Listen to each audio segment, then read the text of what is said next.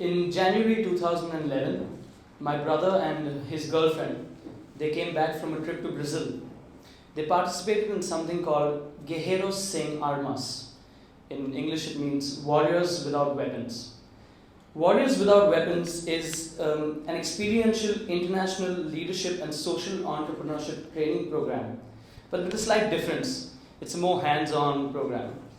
I didn't know that, and my brother went and he came back. Wow, what an experience! You must go. I'm like, haha. All elder brothers say, do this, do that. You should just like take it from one ear and do it from the other ear. And I was like, okay, I'll go. So no, you must go. It's for you. And I think, okay, fine. I'll think about it. And then a year later, the program offered people to start applying. And I decided, okay, let me see where it takes me. So in January 2012, began my journey on the way of the warrior. Now, to get there, we had to start a blog and do these games and tasks. So the span of 1 month, I sent in my application. I kept updating on my blog and things that meant something to me, and what I wanted to do in this world and what I dreamed of doing in this world. And eventually it landed up to a small task which we had to perform in our community. Now this task, my friends and me, we got together and we decided, okay, we felt that the people of Mumbai were a little stressed out.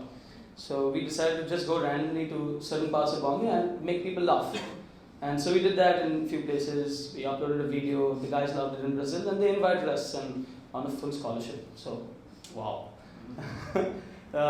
We went there on June 23rd of the same year, 2012. We took off, and that was our first step into an experience for me that sometimes defies words. I mean, it was so special and so meaningful. And I'm going to try and explain a bit about what happened, because this program it's something very personal to me and my heart. And what happened is we had 60 people from around the world, 60 really passionate people. Okay, they want to do something with their lives. They want to do something in this world. They want to create some change, and they want to make some difference happen. And they decided, let me apply, let me get there. So there were 600 applicants to this program, and we were 60 of us chosen, selected, and 60 people who really want to be in a place. There's something special about that place. So it was like a constant high, just like enjoying people. You meet people in the morning, and every morning you have a group of people coming and waking you up with a song. So they're singing songs in different languages, waking up, and you're getting up and like, oh wow, that's a good song. And you start this day then with a circular dance with 75 people in one unified circle. It's something else, it's something that goes beyond what you experience in your real life. And this to me was just amazing. And I was like, yeah, I'm going to enjoy it and it's going to be fun. And so one of the things we learned is the Oasis game. Now, the Oasis game is a 7-step game that focuses on beauty and abundance, not on negativity and problems. So we practice this in 3 different communities, and when we go there, we don't ask them, oh, what's the problem here? Oh, that's a problem there. I'm an architect, so it's very easy to identify problems. Oh, that's wrong, the ceilings are off, okay. So, but this focuses on beauty and abundance. So we go there and we ask them, what are your dreams? And what do you dream of doing in this world or for yourself? And so we follow these 7 steps. It's the gaze, the affection. We have a talent show. We get everyone from the communities to come and do whatever the talent is doing. So there's capoeira, there's people just making some nice food, and full of beef and cheese and all. That's good food. And then you have the dream. And the dream, people talk about what really matters to them. A lot of people, of course, when you say, what's your dream? I want to make $1 million. Say, okay, but what else is your dream? Why do you want to make $1 million? And then you go deeper and deeper. And you have the care.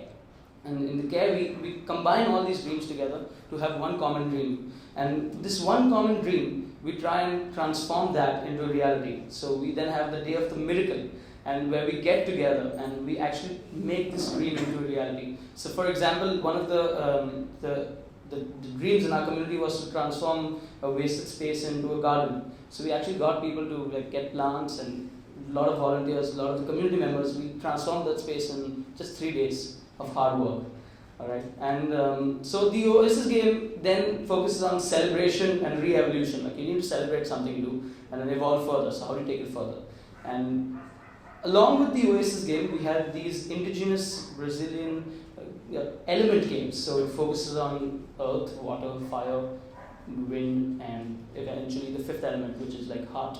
So it's similar to Captain Planet, if you know, but not really.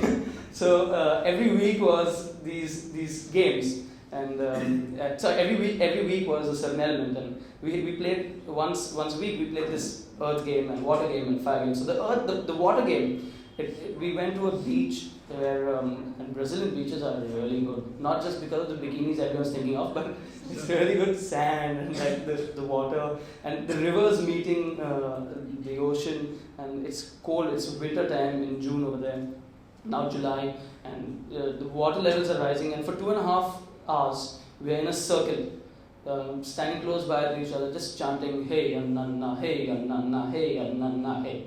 And it's a real test of our character, of the kind of person you are, to resist, to learn, to take qualities from these elements, qualities that maybe you don't have, qualities that maybe you want to improve further on. So then you had the fire game where we walked on like burning coal, and the air game and the heart game. So all really, really beautiful experiences. And it was like this program, it was like whoever comes there is putting out everything into the center. Whatever you have, whatever you are, you put it into the center. And everyone around you is free to take whatever they want. And you are free to take back whatever you want. Whether you want the same qualities, whether you want new qualities, whether you want to improve on certain qualities. And as I said, each quality associated with an element. So it was something else. So you have so many people wanting to be there, doing their best, and it felt like nothing could stop us. Like we were one team, one like incredible force to deal with, and nothing could come in our way. And that's something, to feel that, and it sort of reinforces your faith in humanity. And before I went to Brazil, the guys who organized the event, it's an institute called Instituto Eros, and so I had a webcam conversation with them. And so they tell me, so we have 3 requests. They're rules, but since you're a responsible person, we'll say they're requests. So the first one was, I said short time. So the first one was, there's no drugs and alcohol for these 30 days. And I'm like, okay, that time I didn't drink. I had not yet gone to Brazil. So I said, okay, no problem. Then things changed. The second rule was, try to avoid relationships with people in a community. So because you're going there for a certain reason, you're going there to achieve something with them, to help them, to like inspire them, and you don't want to mess it up. So the third one, which is an interesting one, it said she told me that, and try not to have any relationships amongst yourself. And I'm like, there are 60 young people coming from all over the world, from Brazil, from Colombia, from Turkey. And I'm like, do you think it's possible? And it's like, offering some nice food out there, and like, okay, you can't have it. I was like, okay, let me see, let me think about whether I can do this or not. She's like, no, you can fall in love, but you can't have a relationship. Like, okay. Anyway, that's when Laura and I happened. Okay. So Laura is this amazing woman, one of them. She was really young when I met her, but past the legal age, of course. So no wrong ideas. She was just like an amazing person, and she was one of the best things to happen to me at that time. And she was just like very, very energetic, a little shorter than me, so even better. Really giving good hugs, and something I enjoyed. And the funny part is that a lot of you Indians will get this joke, because in South America, Laura is not really Laura, but it's pronounced as Laura. And so she came to me, hi, my name is Laura. I'm like, okay, nice to meet you, Laura. But I think I'm going to stick with Laura. For those who don't get it, Laura in Hindi is slang for the private parts of the male body. So when you see a girl, so cute, so energetic, so fun, Laura. So I was like, okay, but that was just like a small hiccup. She was really something else, and what happened was that we had this one free night on this entire program. Every other night was like we were doing something. And one free night where they said, okay, go out. You want to drink, you drink. You want to do whatever you want, do whatever you want. That night, something happened between her and me. We were not alone. We were in a group of 5 of us, but something connected, and that's when I started like really bonding with her. And this is around like 15 to 20 days in the program. Okay, and I was like, wow, there's just something amazing about her. And I don't know what it is. Like, she's from another country. She's from Colombia, and I don't know anything about Colombia except of the drug lords. And I don't know like what she's doing here. I don't know what I'm doing. I don't know what she does. She's still younger than me, and but there we were like slowly falling in love with each other. And the reason we fell in love with each other is because this, it was also the fire week, so like there was a lot of passion. Was one of the qualities mentioned by the the guys who made the program, and then they said don't fall in love. I mean, don't have relationships. So it's not completely our fault. But we would be in this like secret kind of relationship that everyone knew about. Okay, but no one's talking about it. So everyone knows there's something happening between them both, but they will not say it in your face as long as you like manage your energies out. And so I had a really cool roommate, a very good friend of mine. His name is Jameson. Man. So Jameson told me one day, "Hey man, no problem. Anytime you need me to leave, just do, and I'll be off." And he injured his leg. He had like a cast, and he's like. So one day I decided, okay, Jameson, I need one up. And Laura sitting beside me, she's like, no. I'm like, no. And he's like, okay man, I have some work. I'll be back in 3 hours. So he was like, it helped me a lot. He helped me a lot. And she used to come over at night to my room, and initially we missed each other a few times, but we just like, the best part about this relationship was that we really wanted to get to know each other, and that's really like something else. When you're trying to get to know someone, you have that curiosity built up, and like, wait, let me poke and see if I can come to know some more. And you want to share some things about her, about yourself that she doesn't know, and it was just an amazing feeling, right? And the journey progressed, and eventually I realized I am really in love with her. I knew her for about 20 days, and I was getting to know her for really only 5-6 days. And there I am in love with her. And the program's coming to an end. And it was a special program because on the last day of the program, we had something called the Tunnel of Love. Now, the Tunnel of Love, it's a tunnel made of us, the people in the program. And what happens is that each one of us has to close your eyes and walk through this tunnel. And everyone in that tunnel has to do something to show you love. Okay, so it could be like, it could be someone just coming and touching you like this. It could be someone whispering something amazing in your ear. It could be someone just coming and giving you a hug. And the first person that said something in my ear, I started crying. Okay, I was like, oh shit, I'm going to really miss these guys and it's going to be tough. So I started crying and just walked through this entire thing. This happened in the evening. That's the only moment in this entire program where there were no cameras. The camera guys were part of this team. All the memories are right here. Like, there's nothing I can do to show you that, oh, this is what happened. It's just in here and in here. And I walked through this and I'm crying and everyone is crying by then. And like, that's around say 8 o'clock. And at 3 o'clock that night, Laura has a flight out. And she's one of the first people to leave. And every day I would tell her, don't go. And like, you stay back with me. We'll travel a bit. We'll see this country. We'll see some nice Brazilian bombshells. It'll be all good. And every day she says, no, but why do you want me to stay? Should I stay? I said, I really want you to stay. Please stay. And every day I said, no, please, it'll be amazing. Just stay back. We don't know when we're going to meet next. But as you know, everything doesn't work out like the movies. She decided to leave. And that was really tough for me. The night she left, we exchanged some gifts and she gave me a teddy bear. And I was like, teddy bear coming from Colombian girl, Hollywood, drug lord, open-air drugs. But I decided to accept the teddy bear. No one caught me. I don't know what's in it still. But the time came for her to leave, and she wanted to leave the last goodbye for me. And what happened was she was getting late because her friends were also leaving, very close friends of mine as well. And she's saying bye to everyone, and I'm just standing there and I'm waiting. Okay, my turn's coming. Shit, my turn's coming. And like, is there a chance she's still not gonna go? And she comes, and by then she just like, okay, bye, Areen. Just a quick hug, and she's gone. And there I am standing in tears, fully gone. Like, I don't know what's happening to me, but my friends are just standing around me like a circle, like a protective circle, and they're just holding me, and they're all crying as well. And they're like, this is like, they just came to me and they're just putting their hands on their shoulders, and they're like, don't worry, man. And it was really difficult for me to take.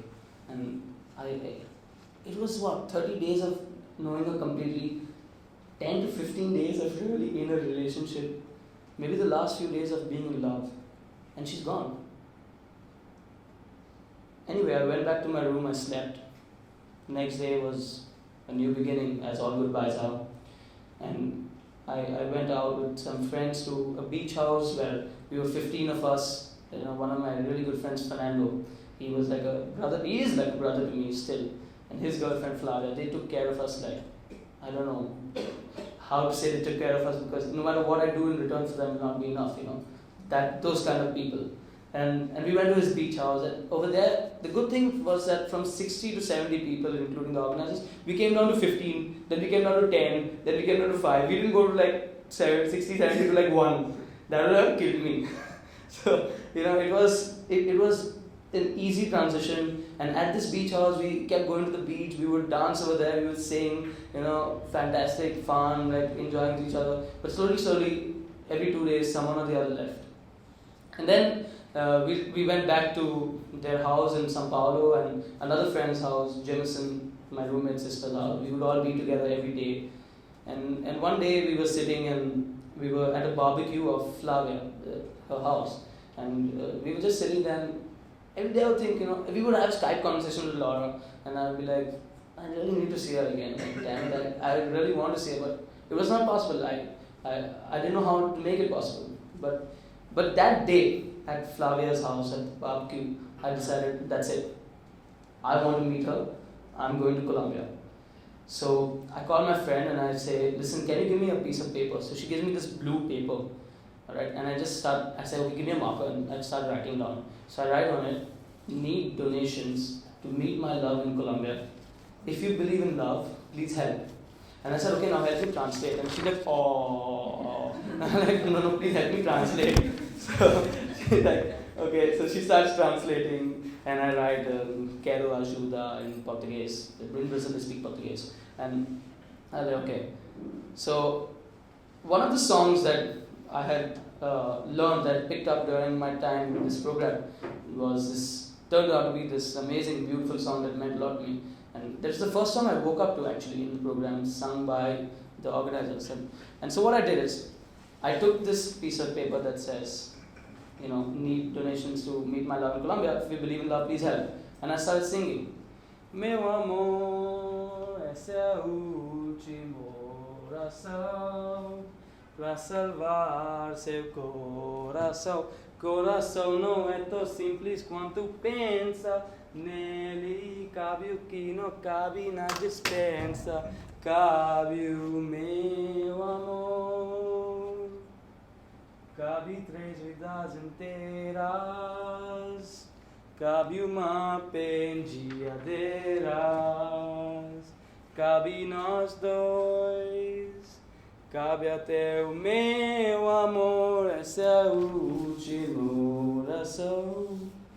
So at one side I had in English the song, this text. On the other side I had in Portuguese, and I would just keep turning it around. And it started that day, and what this song means, and I translated word by word, sentence by sentence. It means meu amor, my love. Essa é a última oração. This is the last prayer to save your heart. Pra salvar seu coração. Coração não é tão simples quanto pensa. The heart is not as simple as you think. Nele cabe o que não cabe na dispensa. It accommodates even what a cupboard doesn't. Cabe o meu amor. It accommodates my love. Kavi tres vidas enteras. It accommodates 3 whole lifetimes. Kavi ma pengiaderas. It accommodates a dressing table. Kavi nos dois. It accommodates us both. And so I started singing the song everywhere I went. I went to friends' houses, friends of friends' houses, friends' birthday parties, and I had people tell me, no, Areen, you must sing with hope, with passion. Meu amor. And I had one friend telling me, no, don't be so serious. You smile and say, like, meu amor. And one friend said, you do the samba, meu amor. Okay. So everyone said me, do this way. And I even went to the guys who organized the program in Sudalos and I sang over there, meu amor. And I took the money they gave. And I then decided that I need to do something even more spectacular. So I went to São Paulo's busiest street, where the richest guys are there. Okay, the name is Paulista. And I'm wearing this Indian kurta. My friends are like, no, you must dress up like an Indian, because we'll tell them that one Indian is in love with a Colombian. It's even better. So I said, okay. So I go, meu amor. And my friend like, ajuda no Indiano apasionada. Like, help my Indian friend, Indian lover. Something like that, okay. And I made $300 US singing this song everywhere. That was my one-way trip to Colombia. Simultaneously, I had to apply for a visa. And it was, I think, Tuesday night was my flight. And on Tuesday, it was a bank holiday. That's 1 week before my flight. It was a bank holiday at the Colombian consulate. So I go on Wednesday. And I'm like, okay. And I take, of course, one of my Brazilian friends. Now, this guy's name is Bruno, okay? He's a real dude. Everybody loves Bruno. Alright, he's a little taller than me, he has a little sharp nose, he's curly hair, and he's like a man. Like, even I love Bruno. Okay. He's so nice. And Bruno goes up to the lady and starts talking in Portuguese and says, okay, we need the visa for Colombia. And she said, okay, you come tomorrow and submit your documents.